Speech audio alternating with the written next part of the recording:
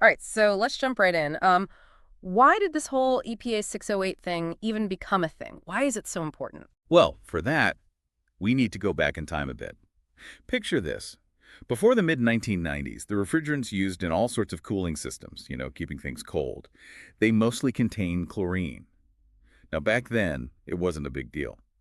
But then, scientists discovered this link between those chlorine-based refrigerants and, get this, the depletion of the ozone layer, that protective layer way up in the atmosphere. Whoa, wait. So the stuff that was keeping us comfortable down here was messing things up way up there.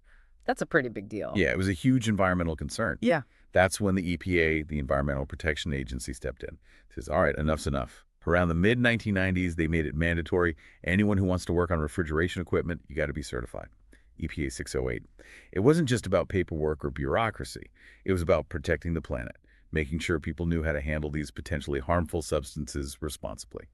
Having that certification is like a badge. It shows you're aware of the risks and how to do things right. It's like a seal of approval. You wouldn't want just anyone messing around with those refrigerants, right? Yeah. Right. So within the EPA 608, there are different categories of appliances based on their size, the amount of refrigerant they use, and how they're designed. For someone studying for this exam, which types should they really focus on? Okay, let's break those down. What are the main types? All right, so first up, you've got type 1. These are the small appliances, like think of a window AC unit or those little refrigerators people keep in their dorm rooms or offices, maybe a water cooler. Those have a small refrigerant charge, usually 5 pounds or less. And they're sealed up at the factory, no ports for connecting gauges or anything. Gotcha. So those are kind of like the self-contained, simpler systems. What's next? Next, you've got type 2.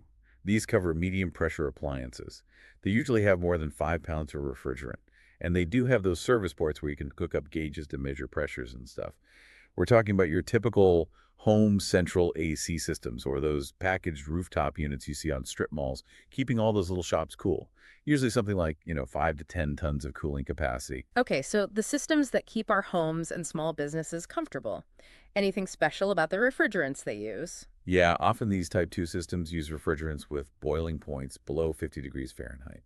What that means is, at normal room temperature, they want to be a vapor, a gas, unless they're under pressure. Kind of like propane, you know how it's a gas in the tank, but Yeah. turns to liquid when it's compressed? Right, you wouldn't want to see a puddle of refrigerant just sitting there. It would evaporate pretty quickly. So what about the third type? Type 3. This one's specifically about low-pressure appliances using refrigerants like R11 and R123. The thing about these is their boiling point is actually above 50 degrees Fahrenheit, which means at room temperature, like 70 degrees or so, they're actually a liquid. Huh, that's interesting. So most refrigerants want to be a gas at room temperature, but these guys are happy as a liquid. Exactly. And because of that higher boiling point, they operate at lower pressures compared to those type 2 refrigerants. It's just a different way they behave. Okay, so those are the appliance categories. Want to hear the rest of this important discussion and get all the information you need to get certified and start your new career? Head over to thetrades.com, that's trades with a Z, to access the full podcast and explore our certification exam packages.